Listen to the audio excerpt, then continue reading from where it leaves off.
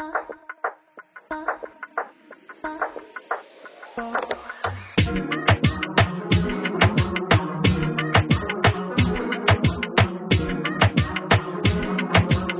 welcome back to another episode of Emotional Nightmares. My name is Tyler. I am your host. As you can see, we're still down at Club 831. This will actually be the last episode of the night, so the next couple episodes I'll actually change my clothes. I think I've done like 5 where I'm in the same outfit. So anyway, on today's episode, we're going to talk with Abby here, who is going to share with us her experience in her recovery journey. So with that, we're going to go ahead and introduce Abby. So go ahead and introduce yourself to the people. Hi, I'm Abby. Oh boy. I don't even know where to start. I come from a background of my dad's a pastor, so I did a lot of stuff in the biblical world. And when I was a kid in high school, I wrote this paper, and they were like a bonus points in my health class. And they were all, like, my paper was about all the drugs known to man, what their names were, what they did, and I loved that paper. It was probably one of my favorite ones I've ever done, and I was raised in a biblical background, so drugs were bad, and then I moved to Texas when I was 18, and that's when I discovered a whole different world. It was 2015, not 2018. So that's when I discovered alcohol. So your drug use doesn't start until 2018.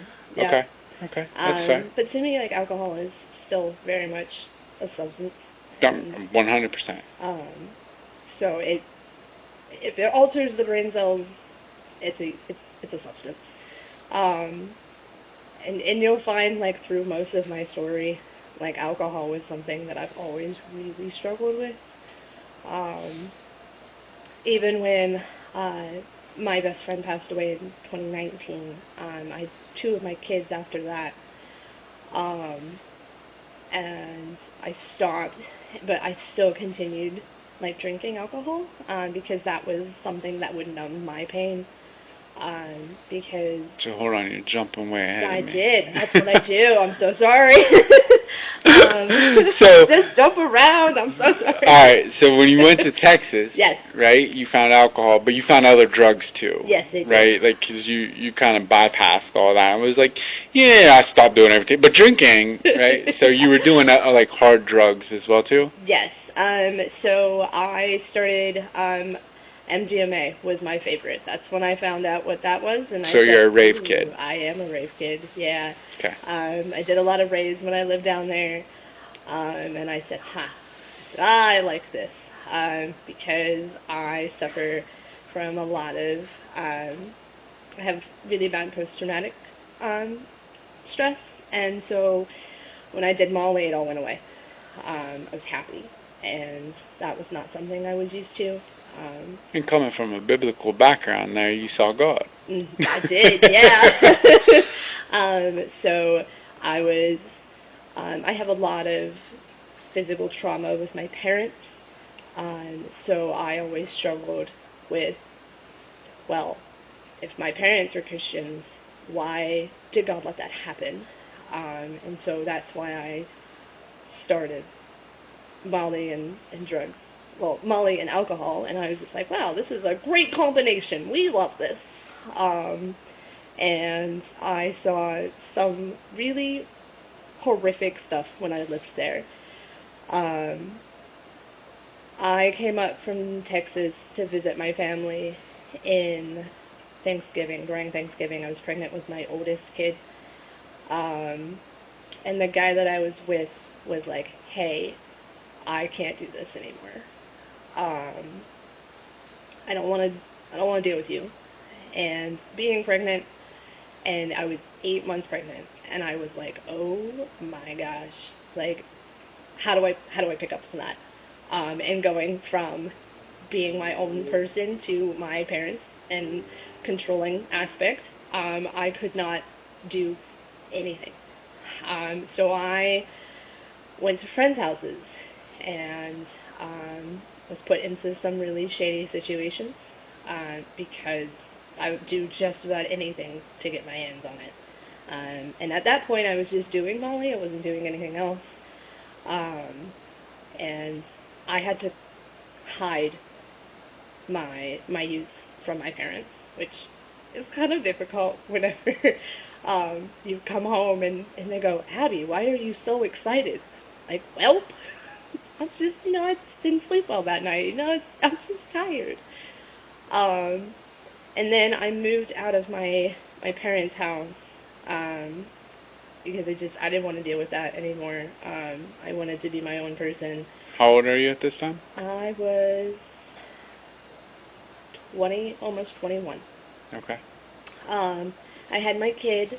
So it's fair to say you have controlling parents too, Yes. right? Because, like, from what I'm hearing, right, there's a lot of physical, mental, and emotional abuse in here from your parents. Yep. And you're kind of still, like, in that process at this time. Yeah. Right? Okay. I'm adopted as well, so dealing with that adoption and then dealing with and not having any communication with my biological family and having my parents tell me all the time that, like, my bio family was bad and that all of these really made-up stories, as I'm now finding out, made-up stories from my adopted parents, and having to, like, wade through where did they lie to me, where did they tell me the truth. It hurt dealing with parents who couldn't look at you and tell you the truth and couldn't actually live like an actual truth and make sure that you feel like an adult, because to them I'm still very much a child. To them I'm still the 17-year-old girl who left the house. To them I've been sober for about 2 years and they just don't see that. I would love for them to see that. I would love for them to understand, like, hey, I made that journey, but they don't care. They don't see that. Well, tell me about that journey, right? So there was that point where, so you've been sober now for 2 years. So 2 years ago was that moment where you said, oh, fuck, I gotta change this, right? So, like, what was that? Tell me that moment where you were like, man, this has got to be different. So I love this because it's my favorite thing in the entire world. I had a foot injury. So funny how this came about. I got a foot injury from my work, and at this point I was heavy drinking. At this point, I was going through like 4 bottles of alcohol a day. It was really bad. I completely lost who I was. When I had my foot injury, I met somebody outside on the bus station.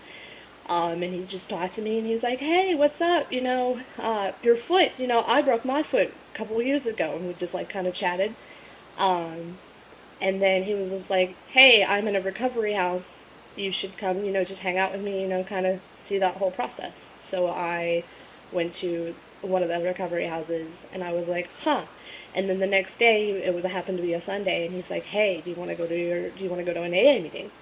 And when I was pregnant with my oldest, somebody suggested, hey, Abby, you should go to AA. And I'm like, no, I don't have a problem. I'm not an alcoholic.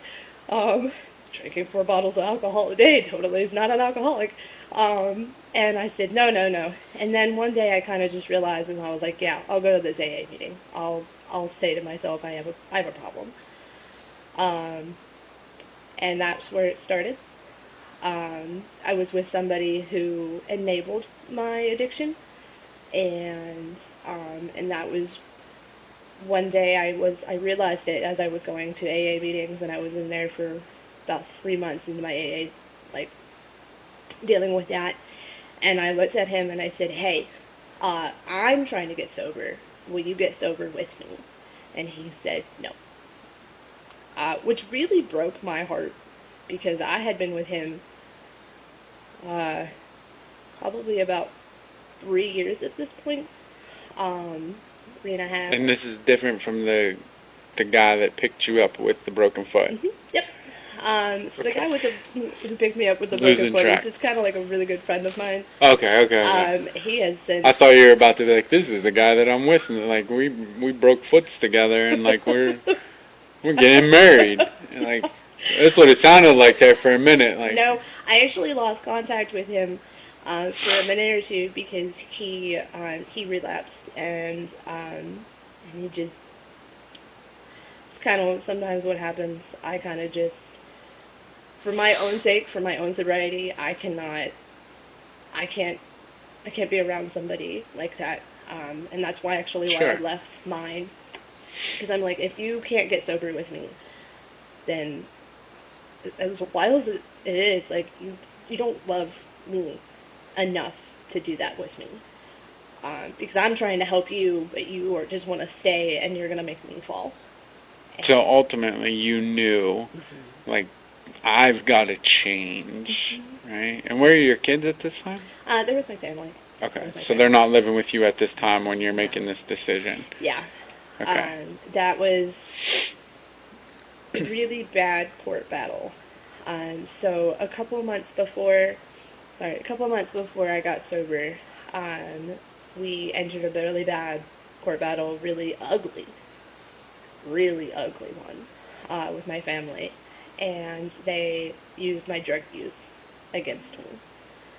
And I was like, wow, I'm a really crappy mom, because I was doing drugs, not near my children. My children never saw that, but I was still using, and I was still heavily drinking at that time, because not only was I doing MDMA, I was also doing, like, taking shrooms at the same time.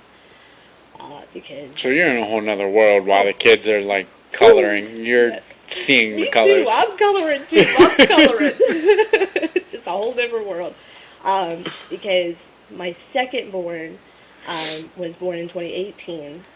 From 17 to 18, 2017 to 18, I was introduced to mushrooms, and blew my mind. I have seen things about myself that I never thought was even there. And that's why I kind of paired all three of those together. Because I was like, oh, yeah, I can discover who I am. And then I'm like, Abby, just go to therapy. Like, that's the normal version of how to find out who you are, is to work through that the legal way. And so when I had my youngest, I just kept going. I didn't stop. And my parents saw that, and they used it 120%. And it was one of the hardest things I have ever gone through, was people who said, hey, I love you, hey, like, you're my kid, I chose you, and then to take that away from me and go, it's okay, Abby, we still love you, right after that battle was over. And it plummeted. I plummeted. And I couldn't stop. It was a downward spiral after that. And I don't want to sound super cheesy and be like, hey, one day, I just kind of like woke up. I was just like, I should, But divine intervention, almost, because I fought God hand and tooth and nail. I don't know, I'm real bad expressions. But I fought him all the time. God knew all along what I needed to have done, and it just kept running. And once you stop fighting him, once you stop fighting what he wants, like what he wanted me to do, and I finally stopped, everything kind of just fell into place. Everything kind of just was like crystal clear for me, and if I didn't go to that first AA meeting, it's crazy as it seems, like, AA saved me. I mean, it's not crazy to me. It really did. We have a whole channel dedicated to that.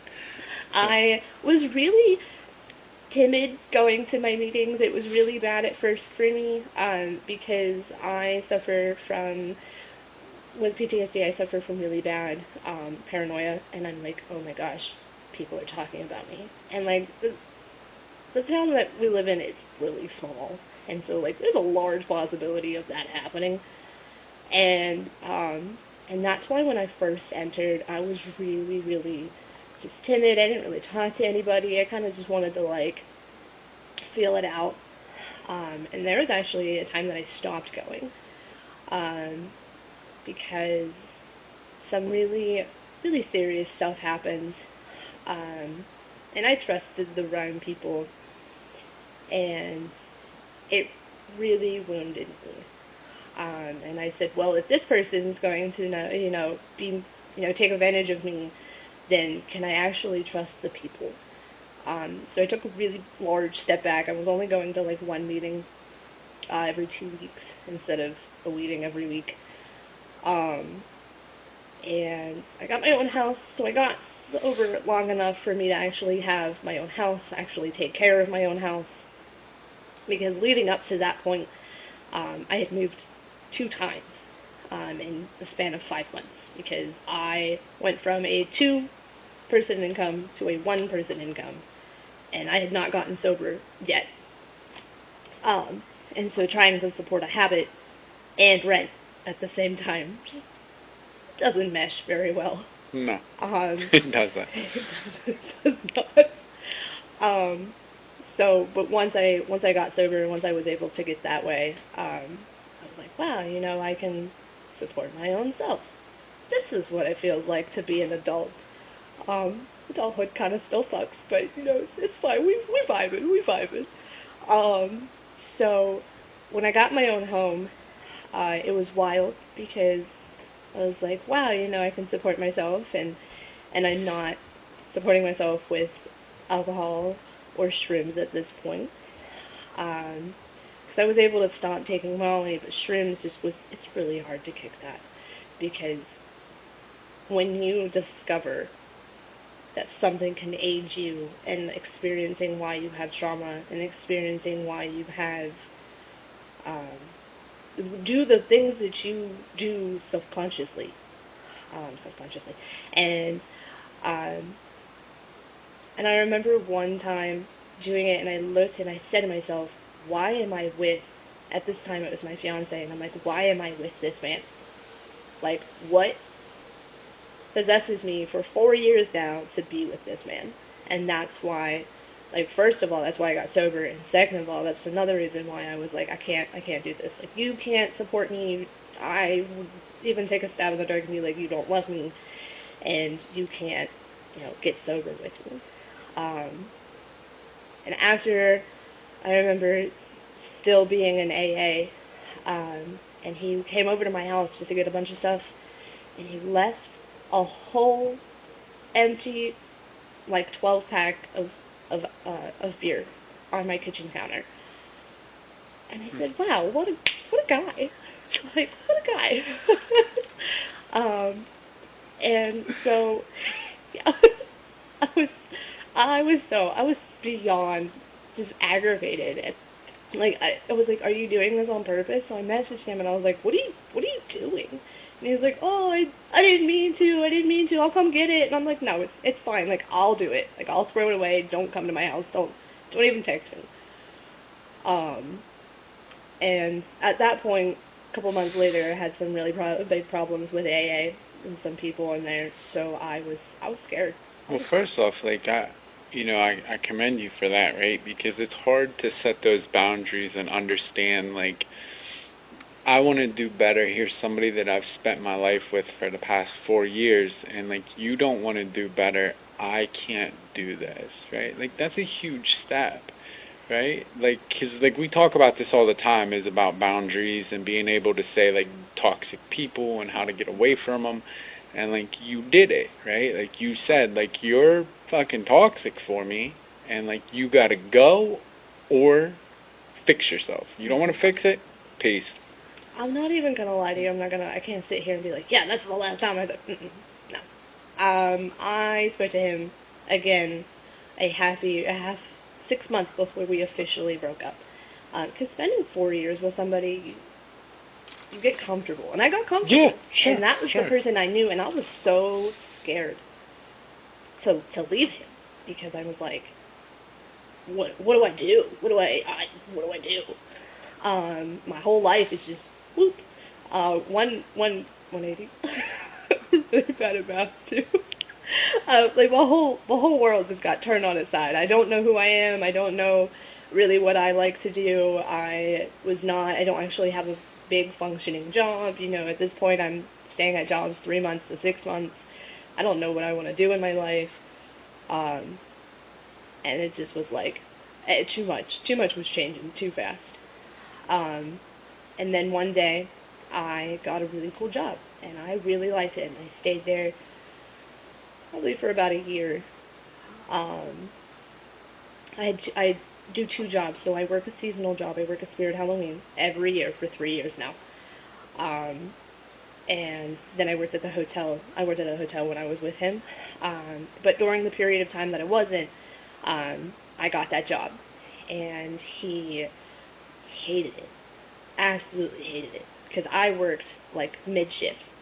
And he was like, Abby, I'll never be able to hang out with you. We'll never have time together. And I'm like, you were never in my life for the past 2 months. Like, why does this matter to you now? What are you doing? Why are you trying to come back to my life? And that's when God was like, Abby, you got sober. You got your own house. Like, let him go. Like, trust me, let him go. And funny thing is, whenever you still don't listen and you need a little bit bigger of a push, God sent probably one of my all-time favorite human beings, Sydney. And my favorite thing about this person is he has the same birthday as my ex-boyfriend, or fiance. He has the same birthday, and he lived in the same town. Crazy. Absolutely crazy. And he was the one who gave me the push, the final push, to be like, Abby, leave, go. And if it wasn't for him, I would probably have gone back into that world. And he has been one of the strongest individuals for me. Because, was it last year? I have had a couple moments of almost relapsing, but last year I came really, really close to it. And I was sitting, I got a hotel room, and I was sitting in a restaurant, but they put me in the bar to wait for my food. And at this time, I have been really far away from alcohol. I've not touched it. I thought I was real good. Thought I was like, all right, this is awesome. I sat there and I said, whoa. I looked, because my thing is rum and vodka. And the thing that was staring at me was vodka. And I said to myself, I need to leave. And I left. I didn't get my food, I'll tell you that. I left without my grilled cheese. But I knew that if I stayed and waited for my grilled cheese, I would have done something stupid. And I called my best friend and I was like, please help me, please. I just need somebody to just sit there and listen to one of probably the most scariest moments of me getting sober was that experience. And in that moment, last year, I had lost my house to a court battle against my landlords. So it was scary. A lot of things were changing. Changing was really hard for me. You'll notice that this entire story is change is hard. Yeah. Change is terrifying. And I'm still really bad at change. I'm not gonna look at you and be like, I'm the best at it, because I don't do well.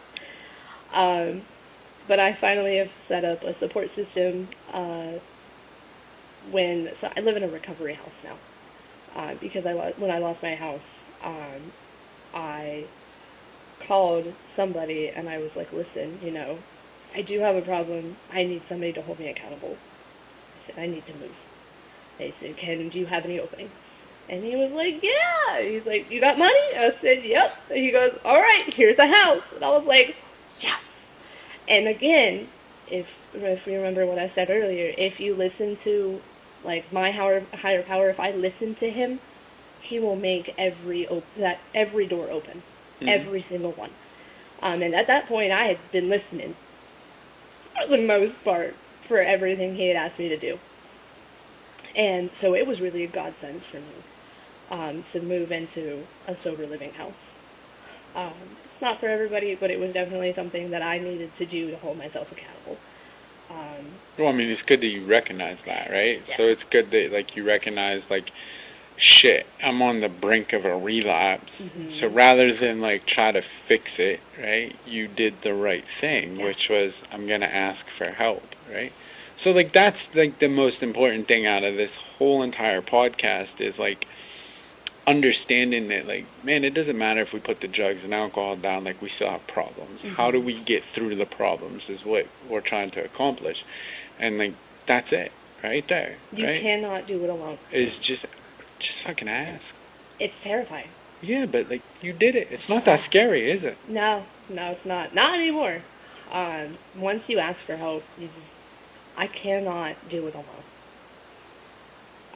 There's a lot of people in my life now that I've gotten sober for 2 years. There's a lot of people who ask me and they're like, Abby, your kids. And I always tell them, as much as I would love to sit here and tell you that I would love to get custody, I got taken from my biological parents when I was 6. And I remember that. And I'm going to try not to cry. But I remember that. And I remember just the feeling of, I'm not good enough. And I've carried that for a very, very long time. And when I got adopted, and then my parents just started just mentally abusing and physically abusing me, and I'm like, I'm not good enough. Like, they would tell me after every single time they would hurt me, they would be like, we love you. We love you. And I'm like, so, like, my idea of love was so jaded. And you'll notice, like, I put myself, when I was in addiction, I put myself in really bad situations because the people that I were with told me that they loved me. And I'm like, okay, but, like, you love me, so, like, you wouldn't lead me astray, right? So this is a good thing. And so, going back to my kids, I would love to get full custody. I would love to have my kids. I would love to. But I realized that the pain that I went through, I do not want my kids to go through that. I just want them safe. I just want them loved. Because I would love someday to share them with that, like, my story, and I just would love for them to understand, hey, Mom loves you. Mom will always love you. And they know who I am. My parents have told me, before my custody battle, they told the court that they know who I am. They know my name. They see pictures. They know they know everything. My sister's still in contact with them. They see pictures of me all the time. They know who I am, which is really comforting. But I've also come to the terms of, I turned to substances to get away from my family. So to me, seeing my parents, speaking to my parents, makes me remember all of those times, and it terrifies me. So I had an experience to back this up of, it is not worth my sobriety to go see my parents again. That makes me feel like such a bad mom, if I'm being really honest. When I sit there and I think to myself, damn, I just want to see my kids. That's all I want. I just want to see them. I want them to know who I am. I want them to know that I ultimately got sober for them. I got sober for myself. Don't get me wrong, but I primarily got sober for them because they don't deserve that. They don't deserve a parent or parents who are in constant active addiction, they're older now. Um, my oldest is turning 8 this year. Um, this is a very hard subject for me. So my Okay. oldest, go ahead. No, it's okay. So my oldest is 8 this year, and so like I haven't seen him since he was like 3, and so dealing with that and knowing that like I messed that up. I'm still working through that. I am in constant therapy. That is something that I need to. And once I know that like I have worked through it enough, I think that I can go see my parents. But I know without a shadow of a doubt that if I go to them right now, there is a very large possibility that I will probably relapse. And that is just not. I need to build myself stronger. I need to make sure that I am the best mom for my kids. I mean, that doesn't necessarily make you a bad mom, right? Because, like, I want you to understand that, like, that is a protective capacity, right? And I know people can disagree, but fuck them, right? Because, like, at the end of the day, like, you're saying to yourself, like, I'm not capable right now to be able to give this child the best version of me, or even to be able to give this child the concept of love. Because, Right. like, you yourself have just indicated that you still struggle with understanding what love is. Because, like, by the sounds of it, we could just beat you up and tell you I love you, and you're going to be like, okay, it's great. It's fine. Yeah. Yeah. But, I mean, like, in all joking aside, like, you know what I mean? Like, that's huge, that Yeah. you do recognize that and you can understand that, because at the end of the day, sometimes we as individuals can make situations worse on a child by, if you were to go back into their life and then you get fucking taken out again because now you're in and out, and you're trying this, at least you have the mindset to say, I'm not capable. So, like, if I'm trying to become capable so I can go get you, but right now I'm not capable. So Yeah.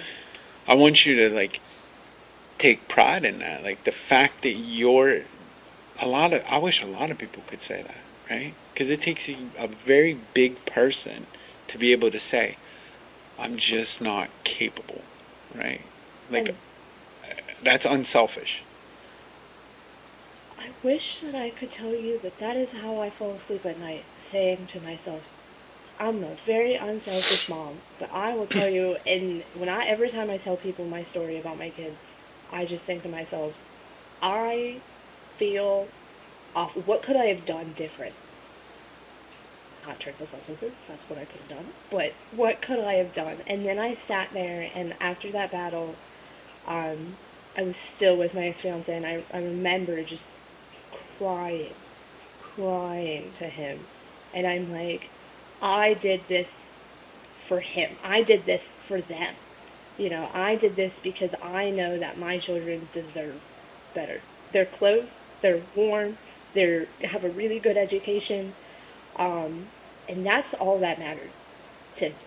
And I know because I have a really good relationship now with my biological dad, um, real well. He came to my work a couple days ago and we chatted for like a half an hour. If you told little 6-year-old Abby that that was gonna happen, I would have been like, "What? You're crazy." Um, but I love my dad. I love my biological dad. He's the only parent I've ever had that I know 100% when he tells me that he loves me, I know he does. Because my higher power has made me understand that what my adopted parents told me about my dad wasn't actually my biological father. It's somebody else in the family. And so I remember I first met my biological dad. I said, listen, I need you to break this down for me. I need you to explain what the heck is going on. And he told me point A to point B, and that is the only reason why I have such a good relationship with him. So And that's what I want with my kids. I want them to know, hey, Mom got sober for you. It was a real hard thing to do, but Mom did it just for you. My youngest son's dad is still in active addiction. He has not had any communication with my youngest since my youngest was like 4 months old. And that was my own choosing. My oldest son's dad has not had any communication since I was eight months pregnant, and that was not my choosing. But with my youngest, I was like, I don't want you around him. You do not deserve to be around him. Because my kids do not need to see that. They already saw it enough with me. They do not need to see that with anybody else. My adopted parents are... My adopted dad doesn't even drink. They're very against alcohol. They're very against anything substance. So I know that my children are safe. I know that they're not growing up around that. And in time, I know that my kids will eventually come to me. And they'll ask. And I would love to tell them. Because every kid deserves that. Every kid deserves to know why your parents are different. Like, why wasn't I there with you? In time, they deserve to know. You'll get there. I miss them. You'll get that one day. I hope. I saw them with my adopted dad last year before that, at a distance. I saw them and I cried. Because I don't get pictures. I don't see them. My sister accidentally posted a picture on her Facebook one time, and I saw them, and I was like, my boy! Sorry, Harry Potter reference, my bad. But I was just so excited because I was like, oh, look at my children. Like, they're doing so well. And as a mom, that is all I wished for, is to know, again, that they're safe. And they don't have to worry about, where is mom? Where is mom? Where's dad? You know, what are they doing? You know, they don't have to involve themselves in that. And, like, to circle back to me in recovery, like my recovery house, I could have my kids there, but I'm trying to fix myself. And it's really hard to work on yourself and have, like, dealing with two tiny humans. And so I know that I can't be the best version of myself for them if I can't work on myself. And that's all a lot of recovery is working on yourself. I recently moved, so I moved 4 times in 1 year. That was really hard. That was hard. Definitely was not something I ever want to experience ever again. But it just moved into a new house. January 1st. Start of the new year, new house, new me.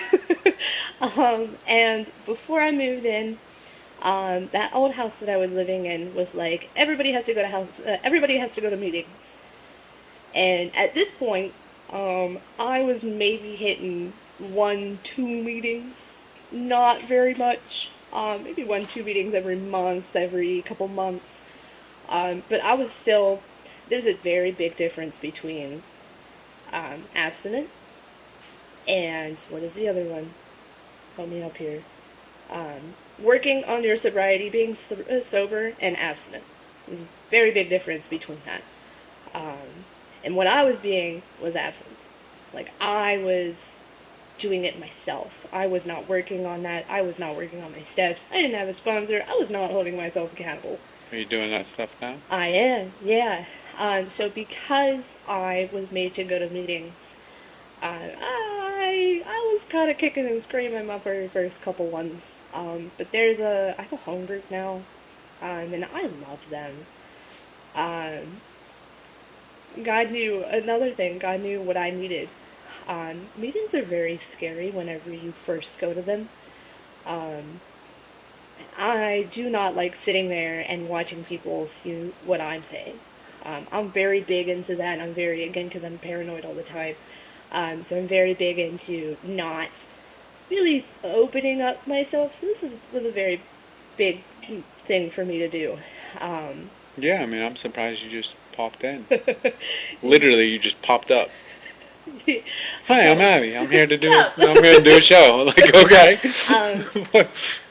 So I was speaking to you before the show, and I said, my story is different, and I never thought my story was good enough. But I know somebody out there is gonna go and be like, I know this. This is this sounds like my story. Is that your phone? Yeah, my alarm's going off.